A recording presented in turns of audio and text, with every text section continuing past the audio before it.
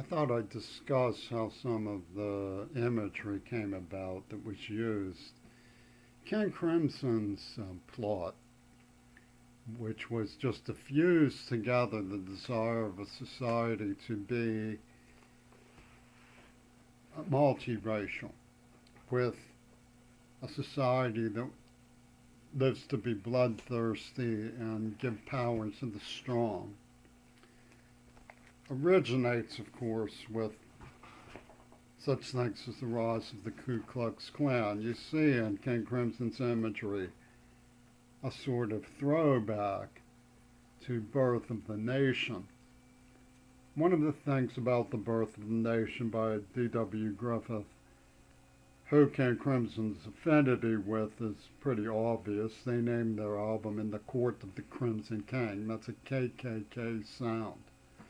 But deviously included black cultists who agreed with them about the atrocity that they were potboiling. But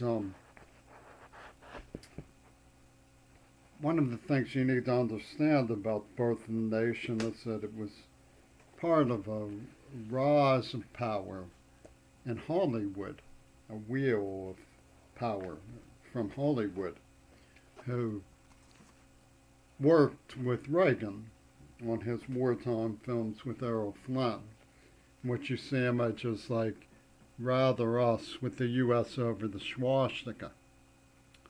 You see Germans going into their headquarters. The images of Birth of the Nation and the filmmakers who made Reagan's wartime film make it perhaps less surprising to discover that they were one and the same. Roy Walsh, who was one assistant director on the Birth of the Nation, used the burning cross in association with the KKK for the very first time. And it was so inspirational to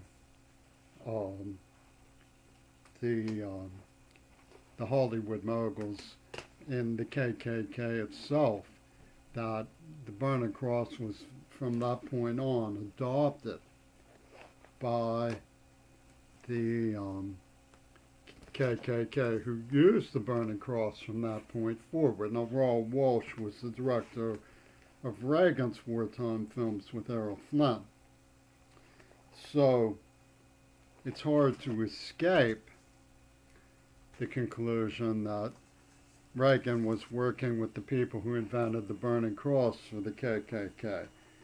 And this is the man whom Barack Obama was defending by lies and stories, making a laugh out of the plot surrounding Mount Desert Island. And the way King Crimson did that was to palaver a Houdini of John Lennon. Once you have this idea that John Lennon died and the people who were weak were to blame for it, then everything else worked. And it's a new type thinking that comes from Penis Gabriel, originates with Joseph Goebbels, who his dead ringer psychologically in wartime laws. They created a fascist sex trap for AIDS testing, which was ghoulishly preconceived.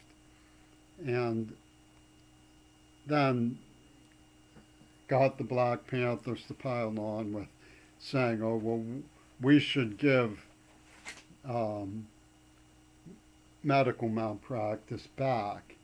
UW is the one place in the world where they actually think that if you poison disabled patients, you're proving the greatness of public health care in Seattle. It's very bizarre, the way they poison people and use the race issue to confuse. And this was the type of people who came after little Jimmy, the Pittsburgh laws and laws and laws.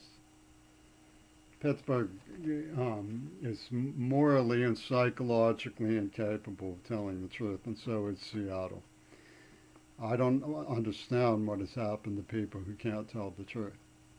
It doesn't make any sense. But they have a Storm and Norman wall of sound they call "You're the liar, you're the liar, you're the liar, you're the liar," chanting, chanting, and chanting to distraction as though they're in a trance. When everything shows they set the whole thing up. I mean, even their defense for it was, "Oh, we were just playing."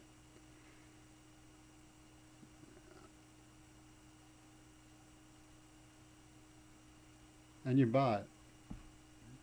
It's astounding. You push the old folks out